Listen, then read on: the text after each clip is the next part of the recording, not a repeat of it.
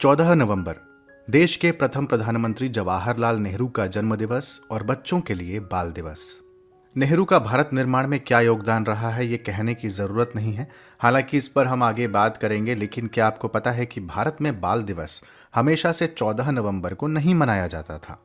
फिर कब मनाते थे और क्यों, जानेंगे आज ज्ञान की डिजिटल दुनिया ध्येय रेडियो के इस पॉडकास्ट में।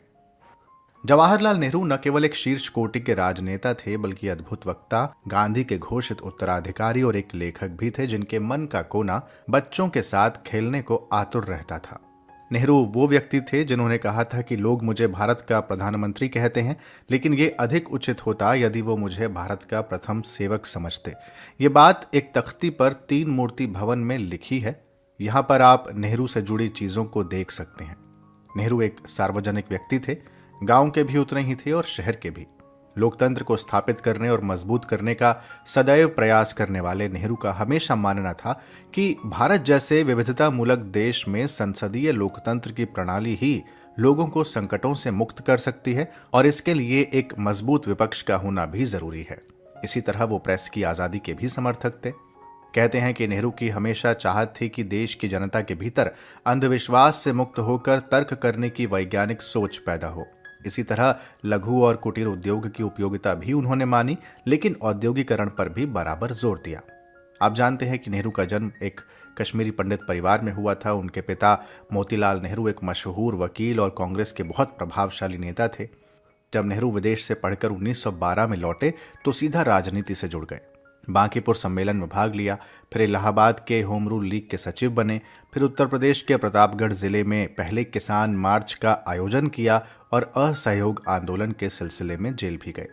1928 में जब नेहरू रिपोर्ट पर हस्ताक्षर हुए तो उसी साल इंडिया इंडिपेंडेंस लीग की स्थापना भी हुई, जिसके संस्थापकों में जवाहरलाल नेहरू भी शामिल थे। फिर साल 1929 की एक महत्वपूर्ण घटना, जब पंडित जवाहरलाल नेहरू ने लाहौर अधिवेशन के दौरान पूर्ण स्वराज का लक्ष्य रखा। महात्मा गांधी से उनकी मुलाकात की बात करें तो साल 1916 में महात्मा गांधी से पहली बार उनकी मुलाकात हुई और गांधी से वो काफी प्रेरित हुए। आप जानते हैं कि नेताओं की जिस तिकड़ी के जरिए कांग्रेस पर महात्मा गांधी के विचारों का प्रभाव दिखता था, उसमें वल्लभ भाई पटेल, राजेंद्र प्रसाद और जवाहरलाल नेहरू शामिल थे। कई मौकों पर जवाहरलाल नेहरू और महात्मा गांधी के बीच मतभेद भी नजर आए, लेकिन गांधी का स्पष्ट मानना था कि बावजूद इन मतभेदों के जवाहरलाल ही उनके उत्तराधिकारी होंगे। नेहरू हमेशा इतिहास से सीखने के हामी रहे और अतीत के पन्नों को पलटते हुए भविष्य रचना करना उनकी खासियत रही। अगर आप प्रधानमंत्री के तौर पर नेहरू के राष्ट्र निर्माण की परियोजना का सूत्रीकरण करें तो उसे आप कुल 7 आयामों में परिभाषित कर सकते हैं: राष्ट्रीय अखंडता, संसदीय लोकतंत्र, औद्योगिकरण, समाजवाद, वैज्ञानिक सोच का विकास, सेक्युलरवाद और गुटनिरपेक्षता।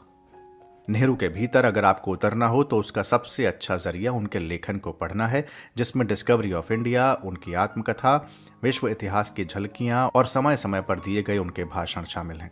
विश्व इतिहास की झलकियां जेल में लिखे हुए उन पत्रों का संकलन है जो उन्होंने अपनी पुत्री इंदिरा गांधी को लिखी थी।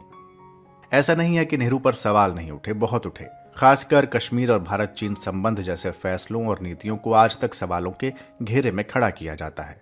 ना उनके प्रशंसकों की कमी है, ना उनके आलोचकों की कमी है, लेकिन इन सब से इतर एक सच्चाई ये भी है कि भारत जैसी पारंपरिक समाज को आधुनिक बनाना या उसका आधुनिकीकरण करना स्वतंत्रता के समय आसान नहीं था और नेहरू ने उस समय इस कठिन लक्ष्य को साधने का प्रयास किया।